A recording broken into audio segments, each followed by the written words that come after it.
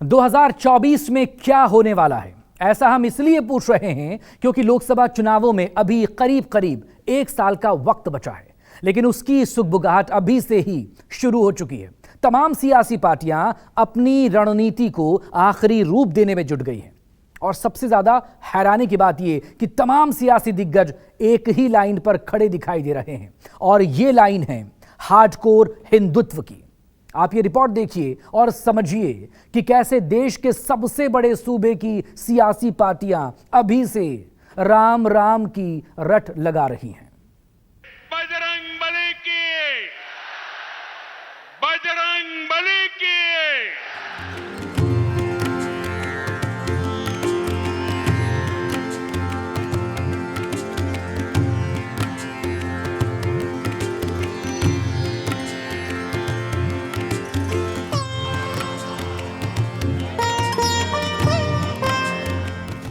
देश के चौहद्दियों पर चुनावों के दस्तक जैसे जैसे जोर पकड़ रही है, वैसे वैसे सियासी फिजाओं में हिंदुत्व की हवा तेज और भी तेज बहनी शुरू हो चुकी है। विकास की बातें तो मानो बीते दिनों की बातें हो चुकी। रोजगार के वादों की पोटली घूम गई, भ्रष्टाचार मुक्त हिंदुस्तान के हवाई किले ढह गए और एक बार फिर सुर्खियों में वही बातें गूंजने लगी जिसका जिक्र पूरे फसाने में कहीं था ही नहीं।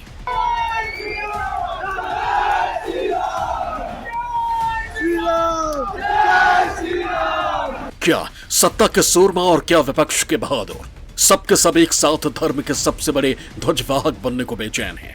मंदिरों की परिक्रमा की होड़ लगी है, जय श्री राम और बजरंग बली के नारे आसमान फाड़ रहे हैं, तिलक माथे पर सज चुके हैं, आरती की थाली तैयार है। पिछले कुछ महीनों में ये तस्वीरें आपने एक बार नहीं बल्कि कई मर्तबा देखी होगी।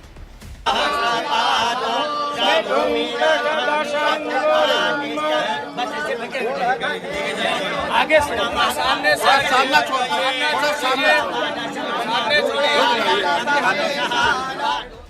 ये हिंदुत्व की तेज होती हवा नहीं तो और क्या है, जिसके जोर ने समाजवादी पार्टी के मुखिया अखिलेश यादव को नैमिषारण्य के चक्र तीर्थ धाम तक पहुंचा दिया। अखिलेश यहां पूरी तन्मयता से भक्ति भाव में लीन दिखे। जब पूजा खत्म हुई तो अखिलेश की जुबान से सुर और असुर पर जुबानी जंग छिड़ गई।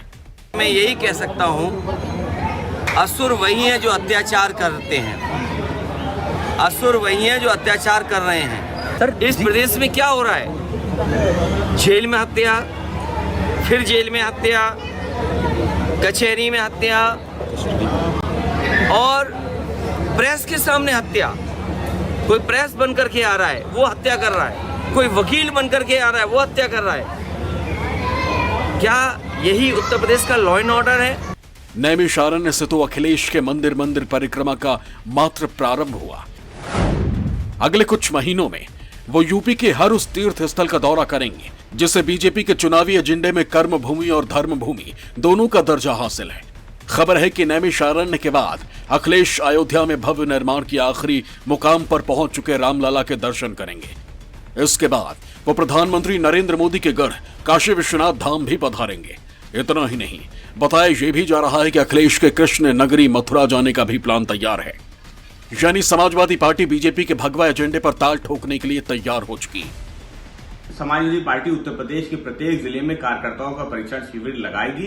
प्रथम चरण में लखीमपुर खीरी में, दूसरे चरण में सीतापुर में कार्यकर्ताओं का परीक्षण शिविर हो चुका है, जिसमें आदरणीय अखिलेश यादव जी ने सीतापुर में हवन और पूजा करके जनता को परेशान करने वाली सरकार, महंगाई बेरोजगारी को दूर करने का वादा करने वाली सरकार और ऐसी सरकार जो किसान और मजदूर को परेशान कर रही है, ऐसी सरकार को हटाने की प्रार्थना की थी। आने वाले समय में जहां जहां भी कार्यकर्ताओं का परीक्षण शिविर लगेगा, समाजवादी पार्टी पूजा भी करेगी, हवन भी करेगी और भारतीय जनता पार्टी की सरकार को हटाने के लिए प्रार्थना भी करेगी। जिस लाइन पर चलकर बीजेपी ने 2014, 2017, 2019 और 2022 में जीत का परचम लहराया, अब उसी लाइन पर आगे बढ़ अखिलेश यूपी की हवा बदलने निकले। अखिलेश यादव ने तपस्वियों की सबसे बड़ी धरती नैमिषारण्य से अपने पार्टी कार्यकर्ताओं और पदाधिकारियों को ये साफ साफ संदेश दे दिया है कि जिसे पार्टी का सॉफ्ट हिंदुत्व समझा जा रहा है, दरअसल वही पार्टी का सबसे हार्ड हथियार है और पार्टी इसी लाइन पर चलकर बीजेपी को कड़ी टक्कर देने वाली है।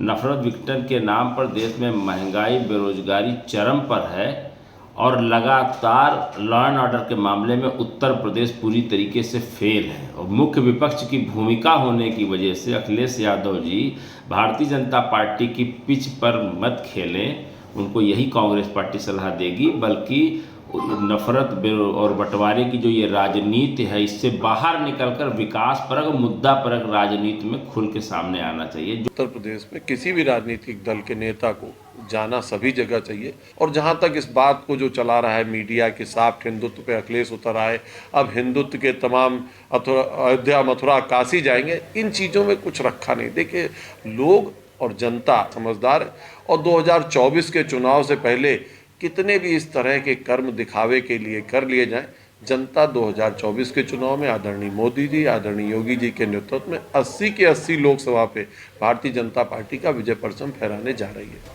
अखिलेश यादव एकदम अटैकिंग अंदाज में बैटिंग कर रहे हैं, जिसने लाल सेना का जहां जोश 7वें आसमान पर पहुंचा दिया, वहीं भगवा ब्रिगेड को टेंशन में डाल दिया, क्योंकि हिंदुत्व के मोर्चे पर अब तक बीजेपी सपा को घेरती रही थी, लेकिन अब सपा बीजेपी को ही उसके सबसे मजबूत मोर्चे पर खुली चुनौती दे रही है। अब आप सोच रहे होंगे कि आखिर अखिलेश ने हार्ड हिंदुत्व का यह बदलाव किया क्यों? तो इसकी कई वजहें हैं। दरअसल अखिलेश विशेष वर्ग की अपनी पार्टी वाली छवि बदलना चाहते हैं। वो जानते हैं कि MY समीकरण के सहारे चुनाव जीतने की स्थिति नहीं है, इसलिए राम मंदिर के उद्घाटन से पहले धर्म के मुद्दे पर आगे बढ़ना सही है। लोकसभा चुनाव से पहले ही राम मंदिर का उद्घाटन होगा, जिसके बाद हिंदू मुस्लिम ध्रुवीकरण से सपा को नुकसान होने की आशंका है। इससे बीजेपी को हराने के लिए अल्पसंख्यक वोटों पर निर्भरता भी खत्म होगी, जो 2012 के बाद से हार के सिलसिले को तोड़ने के लिए बेहद जरूरी है। अखिलेश के रुख में बदलाव से यह साफ है कि उन्हें मुस्लिम से ज्यादा हिंदू वोटर्स की चिंता सता रही है। तभी तो पार्टी के मुखिया हार्ड हिंदुत्व की लाइन पर आकर खड़े हो गए।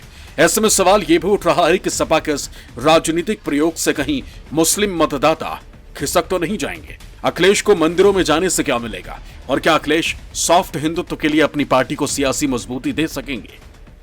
2022 के विधानसभा चुनाव में समाजवादी पार्टी 32% से ज्यादा वोट हासिल करने में कामयाब रही।